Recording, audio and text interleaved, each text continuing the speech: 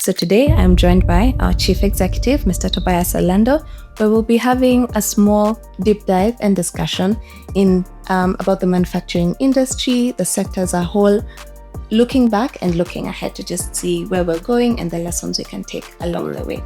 We've seen growth, but we've also seen struggles. We've had a couple of regulatory changes that have impacted negatively. We are keen on the taxation, and we are having a conversation with government in terms of adherence to the national tax policy.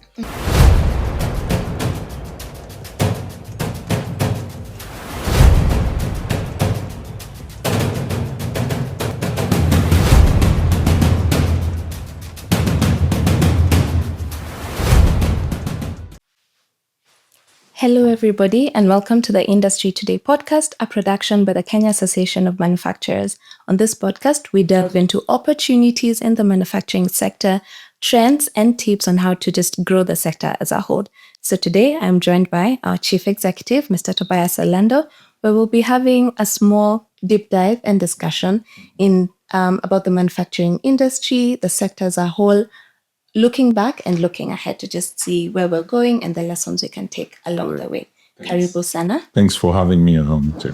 All right, thank you. So I think we'll start with a bit of reflection into the past year.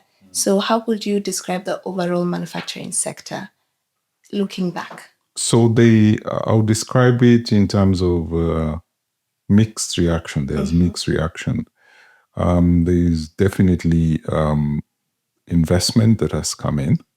We've seen growth, but we've also seen struggles. We've seen companies or sectors that have really struggled in terms of their growth and expansion. We've also seen sectors that have typically shut down, companies that have shut down because of the environment that they're operating in terms of competitiveness. The market is getting bigger. Opportunities and access to market is getting widened. More companies can access our market as much as we can also access their market. So it's become very, very competitive. We've seen new companies that have also invested here in Kenya, demonstrating the opportunities that exists within the region and targeting, of course, not only the local market, but the regional market. So it's a mixed feeling in terms of growth. It's a mixed feeling in terms of stagnation. It's a mixed feeling in terms of expansion. But all in all, I think we are positive that manufacturing is the way to go if we want to create jobs in this country, and if we want to generate, of course, the revenue, tax revenue that we can give to government. Okay, thank you for that. So would you say, are there any policy or regulatory changes that kind of shifted or changed things up when it comes to manufacturing in the past year? So in the past year, we've had a couple of regulatory changes that have impacted negatively. And one of them, we are still having a conversation because it's a discussion that is still in court, which is called the standard levy. The standard levy, typically every manufacturing businesses pays a standard levy at a cost from the previous rate of about 400,000. That doubled to a maximum of about 6 million.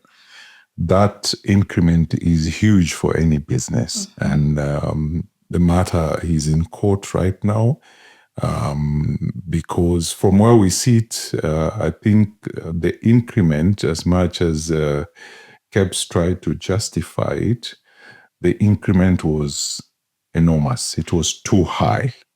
And we would propose a review of that increment in a stagnated manner. So that's one of the major changes that happened. Then we saw a couple of regulatory agencies also introduce what I call fees and charges for the purpose of planning of any industries. And that is why we pass what we call the National tax policy, which requires the government or issues around taxation, new taxation not to be implemented for a period of 3 to 5 years, to give comfort to any investor and to create a lot of predictability that we need. So in the past year, I think that was a major change that we saw in terms of the taxation and policy change touching on standard, the Kenya Bureau of Standards. Others are small agencies also introducing their charges, and the fear is if we're going to have a lot of changes within a period of time, it's going to impact negatively on the current investment, even in the new investment, because there's a fear that some agencies are going to be reviewing their tariffs. That is Kenya Ports Authority, and that is the Kenya Railway Corporation, that they're going to review their tariffs upwards. Our ask is, at this time, let us not review any taxation. Let's allow the businesses to thrive and then agree on a mechanism on how taxes can be reviewed at a period of time, and it becomes more predictable rather than a surprise to any investment. Yes. Okay, thank you. So now we have looked at the past, and now we're looking now in 2026. How would you gauge the performance of the manufacturing sector till date? How would you gauge its performance? So there was a slight growth of the manufacturing sector from the last surveys, about less than 5.2, I would say, growth. But there's potential to grow further. If you look at generally the manufacturing sector in the past number of years, our GDP contribution stands at 7.4. The last time we had a double-digit growth was in 2011, when we had a growth of about 11%. And so our ambition and our aspiration has been to go back to the double-digit growth. But that has not happened, and we are hoping in the next couple of years, probably our growth will increase in terms of the manufacturing sector. So what we have done as the association is to create sort of a wish list through what we call our manufacturing priority agenda. We identify 4 key areas in terms of our pillars of conversation and our lobbying work. We have identified 4 key pillars. One is a global competitiveness. So we are assessing the global competitiveness and looking at how we are, because if you look at our standing in the UNIDO-CIP, we are number 112. Compared to South Africa and Egypt, who are, I think, about 58 and 68. That shows our competitive level is still very high. Yeah. We need to do what we can to be at the level of our counterpart in the region. And the reason why we say this is because through the African Free Continental Trade Area, the markets are now open. Yeah. Businesses in South Africa can now access the regional market, the Kenyan market. And if our manufacturers will not be competitive, then that means that the products that are coming from South Africa will be cheaper. Products that are coming from Egypt will be cheaper. Products from Nigeria or any other country within Africa will be cheaper to access our markets. So we need to identify what are the areas that we are very expensive, where are the areas that we are not competitive enough for us to deal with them. And that's why we have, as one of the pillars, talk about global competitiveness. So we are looking at our cost of energy, which is still high. We are looking at our regulations. We're looking at taxation. And many other issues that impede our competitiveness. And we are trying to talk to government and say, why don't we address some of these challenges? Once we address these challenges, we'll address our competitive level. The other pillar of our conversation under the manufacturing priority agenda is SME development. Almost 90% of businesses and from the manufacturing sector, about 60% of our members are SMEs. Yeah. They need to be supported by all means, because they are the next future bigger companies. So the conversation is around how can we scale some of these small companies, and how can we address some of the issues they have in terms of access to markets, in terms of access to affordable finance, and other issues that touch on them. So SME has become our key priority. The third pillar is about export-led growth. We are keen in terms of accessing the export market. Government has done its bit in terms of signing those agreements. We are looking at opportunities in the African market through AFCFTA. We are looking at opportunity in the European market through EU EPA that we have signed, accessing about 300 million population. We are seeing an opportunity in the US market through AGOA, which was renewed.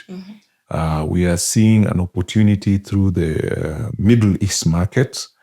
And that's also a great opportunity for meat and meat products to access the Middle East market. And many other markets, the Asian market, India, China. Recently, we did have an agreement to export avocado and other products. So already we are seeing a lot of opportunity in terms of market access. And looking at our share of export to the GDP, which is less than 30%, through signing of those agreements gives us an opportunity to grow our share of export. Many of the countries that have developed and have grown in the manufacturing sector, their share of export to the GDP is about 90 plus. Look at Singapore, look at Malaysia, look at Taiwan. They have done well in terms of export. And the only way we can grow our manufacturing sector is to find markets.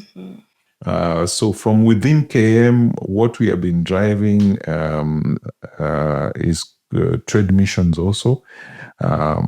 We are recently just having a team that is going to Zambia to find opportunities within the Zambian market. We have also done DRC as a market. We have done Ethiopia. We've done Nigeria.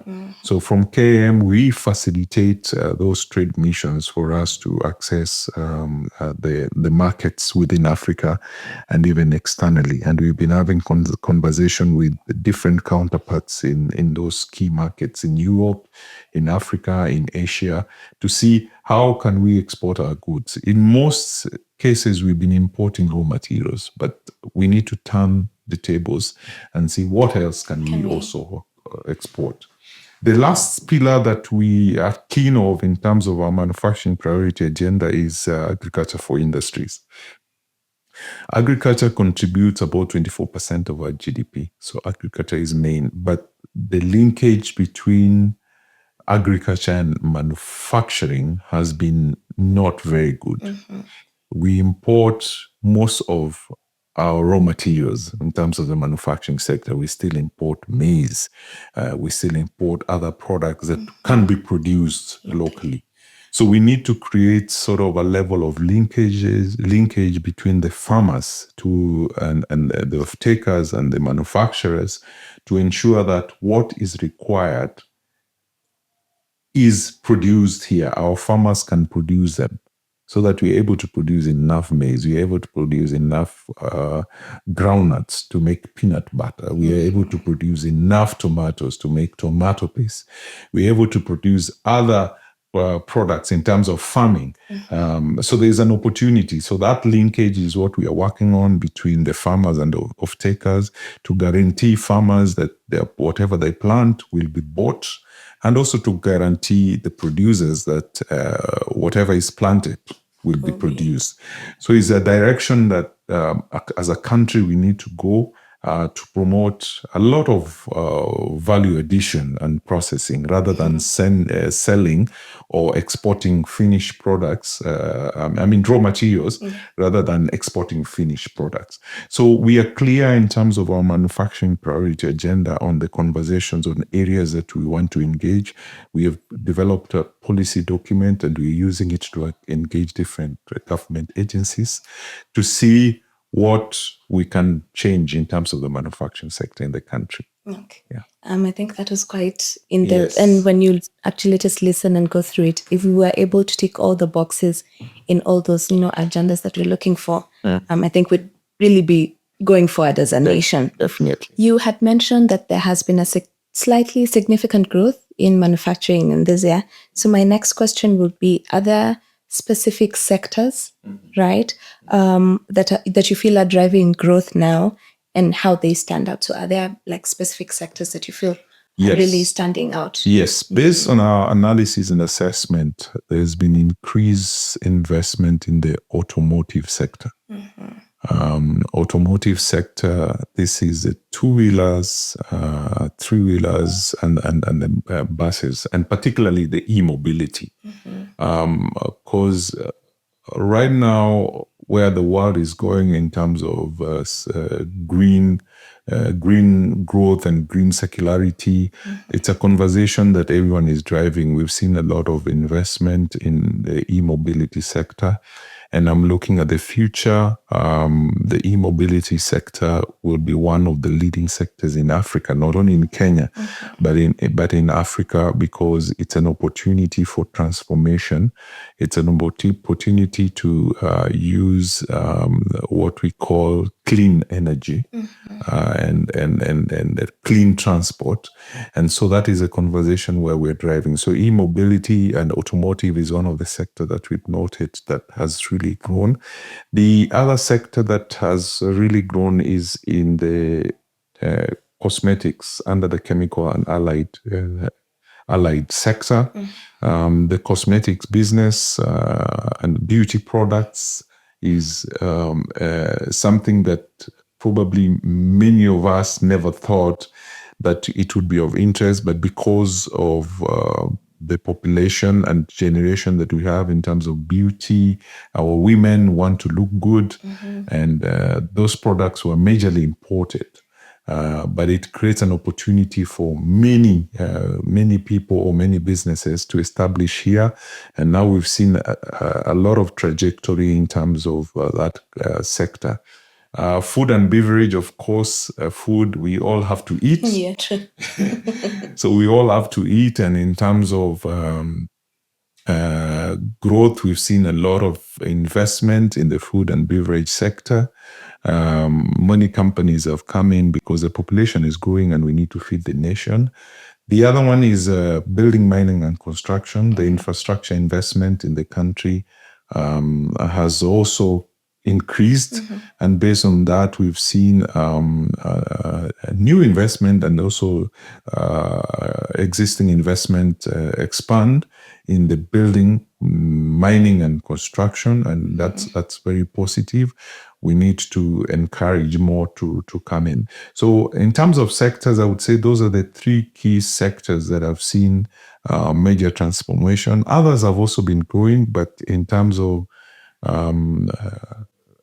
faster growth, those three sectors are the ones that I feel, based on what I've seen and the data I've seen, are really growing fast. Yes. We hope to continue supporting these industries as well as the others. So, Mr. Tobias, we know manufacturing cannot operate, in a silo, right? Yes. There are factors that probably make it a bit more costly. We're looking at things like taxation, we're looking at fuel costs, as you had mentioned, sourcing of products, of raw materials. As KAM, are there areas that you're quite, just focusing on a bit more so that you're able to support manufacturing? So are there areas that you're... So specifically, one is on the taxation. We are keen on the taxation, and we are having a conversation with government in terms of adherence to the national tax policy. Cost predictability in the taxation environment and the policy environment is key for any manufacturing investment. So one, taxation is for us something that we need to be on top of. And once we create an enabling environment in the tax and policy space, then definitely you're going to see an investment and growth in the manufacturing sector. The other conversation is about thinking long-term and the future. When we look at the crisis that we have in the world in terms of the fuel crisis that we have in the world, we need to think of a long-term. I know for a long time, dependence on fuel that is coming from the Middle East is something that we need to reflect. 63% of our oil definitely comes from the Middle East. Yeah. But can we have a different conversation in terms of where else within Africa can we get crude oil? And if you look at the potentials, already our neighbor Uganda has crude oil. South Sudan has crude oil. Sudan has crude oil. Nigeria has crude oil. So we have a number of countries within Africa that have crude oil. And I think as African nations, we need to sit and reflect and say, what can we do to sustain our industries? The future industries are in Africa. What can we do to sustain our industries in Africa in terms of availability of crude oil? Because it is the heart of any industry. Energy is the heart of any industry. And I already saw the conversation of a few African countries that have started in terms of investing in regional refinery is a step in the right direction. Because reliance and dependence, and we learned this from COVID, that reliance and dependence from other continents can sometimes lock us down. And so for the future, I think Africa needs to rethink about our position on attaining crude oil locally within the continent. It's a conversation that all African countries have to have so that we sort ourselves. The other important area is about raw materials. We are sourcing, yes, raw materials from other countries, but where possible, where we have local raw materials, I think it is imperative for us to use our local raw material. If we need to get local materials, raw materials, then let's seek those materials from our Africa continent. So Africa continent needs to be a processor of these raw materials and not to export them. Then they are processed somewhere else and brought back to us. We have to be intentional as a country. Even we look at the minerals and the other raw materials that we have in this country and be intentional and say we are going to establish processing industries for our gold, for our crude oil, for other minerals in the ground that we may have. We have just to change our policies and ensure that we process. Because when we do that, we create industries, we create employment, we improve our infrastructure within those establishments. And we will also build our capacity and expertise from one generation to another. So I think we need to be intentional. That's what I would say in terms of availability of our minerals and resources. Okay, thank you. So my next question would be, how is KAM collaborating with the government, and other stakeholders to accelerate this industrialization conversation? We're hearing a lot of, we need to be, how are we trying to fast track the industrialization conversation? So what is very clear in terms of the policy space, we cannot achieve much if there's no proper collaboration and engagement between the private sector and the government. So in that context, in terms of our stakeholders matrix, we have identified and analyzed who we need to engage with from government side, different government ministries, departments, and agencies on different issues, and we've been engaging them quite often. We've also identified in terms of our stakeholders and partners who are in the private sector. So we build coalitions on certain issues, and we have conversations around how can we engage on specific issues. And as an organization, we believed in what I call fact-based advocacy. So we identify what are the issues, we do our research, and we provide also recommendations to government. So it is fact-based. By the time we engage in different government ministries and agencies, we are presenting a proposal that would benefit the country as a whole. Our major government agency, of course, as an industry manufacturing association, our major body in government that we engage is the Ministry of Investment, Trade and Industry. And we've been having conversation on various issues. We've made submissions, we've made proposals. They have listened to our proposals. They have also acted on some. Some are still in the conversation level. And we still continue doing that for the benefit of our members. We also engage other ministries, Ministry of Environment, in regards to the environment-related issues, Ministry of Finance, of course, touching on taxation. We engage Kenya Revenue Authority, we engage Kenya Bureau of Standards, of course, NEMA I've mentioned, and other agencies. We keep engaging them on various issues that we feel they should address, the issues that affect our members. Okay. So when you sit back and when you look at the current environment, do you feel optimistic about it, the operating environment? I'm an optimistic person, definitely. So we may have challenges, but if we collectively identify solutions as a country, then we will find a solution. Manufacturing sector is key for the growth of the economy of this country. We employ about 360 million people. We generate over 300 billion in terms of taxes. There's potential to generate more. So if we do not have this conversation in a collaborative manner, then we will not reach where we want to reach. We are also encouraging more investments in the manufacturing sector so that we employ our youth. There are so many youth who are not employed. If we do not have this conversation about the manufacturing, then how are we going to give opportunities for the young people to get into the manufacturing sector?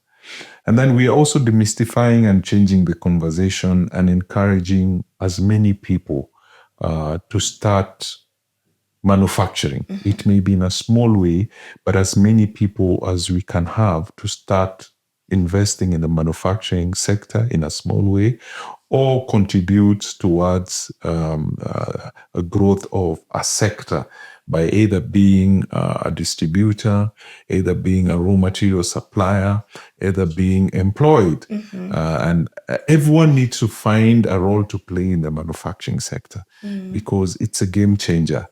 Every economy that we see today that has developed and is very strong grew because of the manufacturing sector.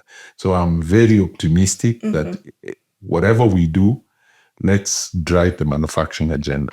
So we're saying, the cake in the manufacturing sector is big enough, correct, for all of us to share and have a piece. Yes. I want us to delve just slightly into, innovation, sustainability, and inclusion with reference to us as Kenyans. And we want to see how our manufacturers responding to this global shift.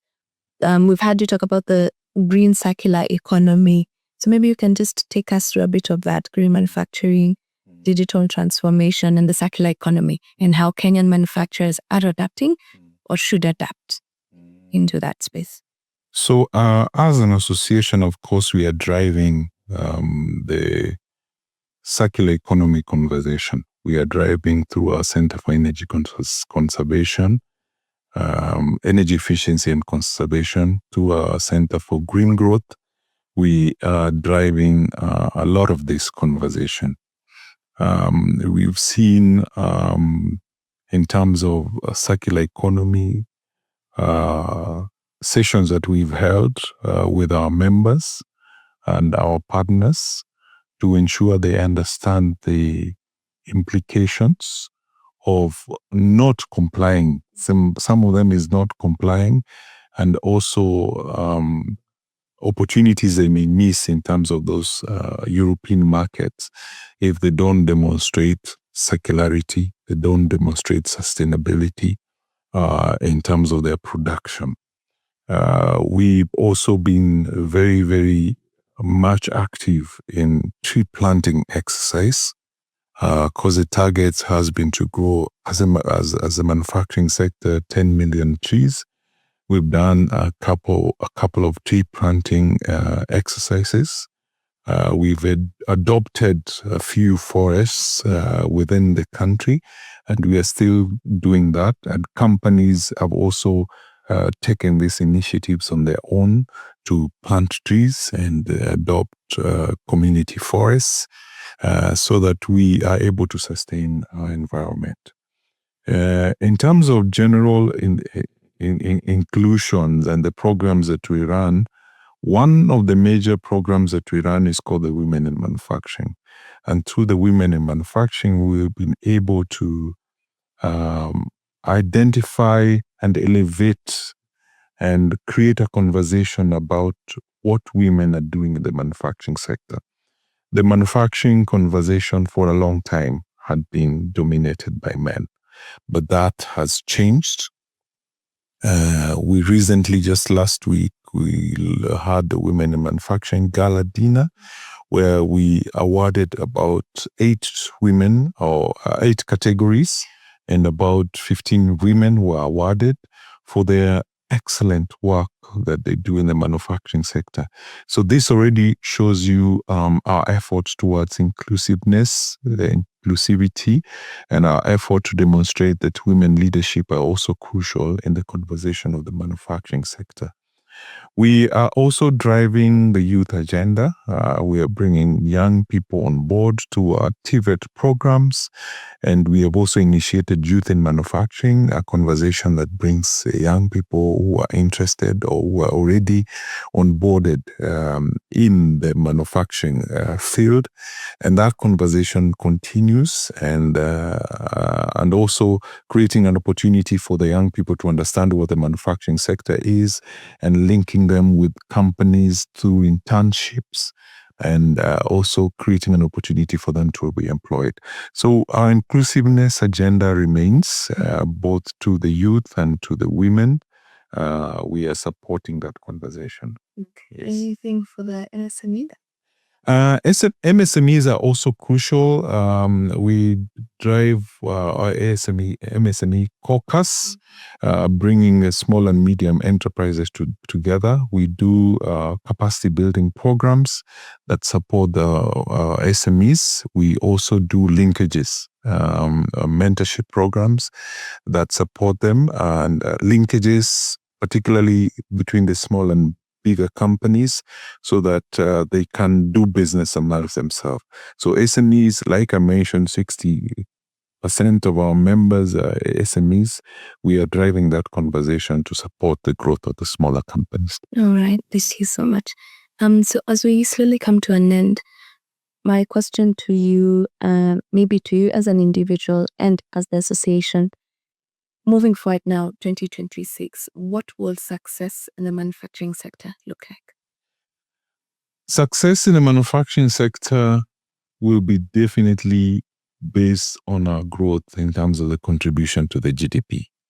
If we move the needle in terms of our current 4.2% to even 5 or 6, then that I would mention is as a success. The growth of many sectors, not one or two sectors in the manufacturing sector, would also be indeed a success to me as a leader of the association. And what would your message be to manufacturers, policy makers, your development partners on the way forward? So to all our partners, both in private and public sector, the manufacturing sector is the way to go. And I believe through joint conversations, we can make a difference. We need to agree on areas that we need to improve on jointly. And also we need to agree on areas that we need to strengthen. But overall, manufacturing is the way to go. Every effort needs to be put towards strengthening the manufacturing sector in this country. Okay. Thank you so much. That was a very insightful discussion, and clearly there's still a lot to be done. We hope that there's a continued partnership between the association, policymakers, development partners in ensuring that we move the needle in terms of manufacturing. So to our lovely viewers, that has been our episode for today. Thank you so much for joining us. Please remember to like, share, subscribe, and keep it here for more tidbits on manufacturing as we move the needle together. Thank you. Thank you.